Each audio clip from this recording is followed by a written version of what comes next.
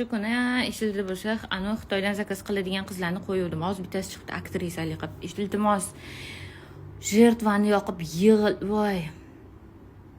Men asablarim o'sha ko'tarmay qolgan bunaqa qizlarni o'laga.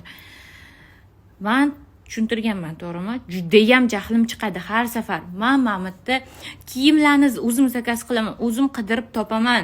Yig'layman, mana endi aktrisalik qilib o'zim zakaz qilib, o'zim olib kelib, o'zim video qilaman, o'zim ideya qilaman, o'zim montaj qilaman-de. Mehnatim-de bu meni, tushunyapsizlarmi? Men shu Face'im tanilguncha, silimani necha mingta odam taniguncha meni necha yilim ketgan. Bu meni mehnatim, tushunyapsizlarmi? Mehnat nimaligini tushunasizlarmi? Necha yillik. Bu meni mehnatim.